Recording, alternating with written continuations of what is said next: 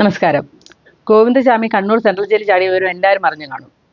എല്ലാവരും വളരെ ഞെട്ടലോടെയാണ് ഉണ്ട്. പക്ഷെ ആരുടെയെങ്കിലുമൊക്കെ സഹായമില്ലാതെ അയാൾക്കത് ചാടാൻ കഴിയില്ല എന്ന്, അത് ഒറ്റക്കയ്യനായ ഒരു മനുഷ്യന് ചാടാൻ കഴിയില്ല എന്ന് തന്നെയാണ് വിശ്വസിക്കുന്നത്. ഇങ്ങനെ ഒറ്റക്കയ്യനായ ഒരുത്തിന് ഇങ്ങനെ സിമ്പിളായിട്ട് അത് ചാടാൻ കഴിഞ്ഞുവെങ്കിൽ അവിടെ ആരോഗ്യമുള്ള എത്രയോ പേരുണ്ട്. അവർക്കൊക്കെ എന്ത് സിമ്പിളായിട്ട് തന്നെ ഈ മതിൽ ചാടാൻ പറ്റുമെന്ന് നമുക്ക് ചിന്തിച്ച് നോക്കാവുന്നതേ ഉള്ളൂ. എന്ത് സുരക്ഷയാണ് അവിടെ ഉള്ളത് എന്നും ചിന്തിച്ച് നോക്കാം. കാരണം പൊതുജനത്തിന്റെ സുരക്ഷയ്ക്ക് വേണ്ടിയിട്ട് അത്ര സുരക്ഷിതമായിട്ട് കെട്ടിയിരിക്കുന്ന സ്ഥാപനത്തിൽ നിന്ന് ഇത്ര വേഗത്തിൽ ഒരു ഒറ്റക്കയ്യനായ മനുഷ്യന് അത് ചാടാൻ കഴിഞ്ഞുവെങ്കിൽ ആ ജയിലിൽ കിടക്കുന്ന അതിസുരക്ഷയിൽ കിടക്കുന്ന പലർക്കും ഇത് ചെയ്യാൻ സാധിക്കും എന്ന് തന്നെയാണ് നമ്മൾ കരുതേണ്ടത്. അത് തന്നെയല്ല ശ്രദ്ധേയമായ പുതിയ DGP അവിടെ ഒരു ഇൻസ്പെക്ഷന് വേണ്ടിയിട്ട് ചെല്ലുന്നു എന്ന് അറിഞ്ഞ ദിവസം തന്നെയാണ് ഈ സംഭവം നടന്നതെന്നുള്ളത് വളരെ ശ്രദ്ധേയമായ കാര്യമാണ്. നമ്മളൊക്കെ പണ്ട് സ്കൂളിൽ പഠിക്കുമ്പോൾ ഒരു ഇൻസ്പെക്ഷൻ എന്നൊക്കെ കേൾക്കുമ്പോൾ നമ്മൾ പിന്നെ ഭയങ്കര സുരക്ഷയും ബാക്കി കാര്യങ്ങളും ടീച്ചർമാരും ഒക്കെ ചകവറ് പോലെ ഓടി നടക്കുന്നതാണ് കാണുന്നത്. ഇതൊന്നുമില്ലാതെ ആ ദിവസം തന്നെ ഇങ്ങനൊരു സംഭവം നടന്നു പറഞ്ഞാൽ അത്ഭുതപ്പെടുത്തുന്ന കാര്യം തന്നെയാണ് സാധാരണക്കാരനെ സംബന്ധിച്ച്, അല്ലേ?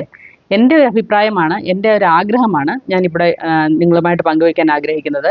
2019 ഹൈദരാബാദിലെ ഒരു വെറ്ററിനറി ഡോക്ടറെ ബലാത്സംഗം ചെയ്ത് കൊന്ന 4 പേരെ അവിടുത്തെ VC സജ്ജനാർ എന്ന് പറയുന്ന പോലീസ് ഉദ്യോഗസ്ഥൻ്റെ നേതൃത്വത്തിൽ എൻകൗണ്ടർ ചെയ്ത് കൊന്ന് നമ്മൾ ചർച്ച ചെയ്ത ഒരു സംഭവമായിരുന്നു. അതേപോലെ തന്നെ ഇനിയും അയാളെ ജയിലിൽ കൊണ്ടിട്ട് തീറ്റിപ്പോറ്റി സിനിമാ നടനെ പോലെ ആക്കാതെ എൻകൗണ്ടർ ചെയ്ത് കൊന്നു കളയണം എന്ന് തന്നെയാണ് എൻ്റെ ആഗ്രഹം.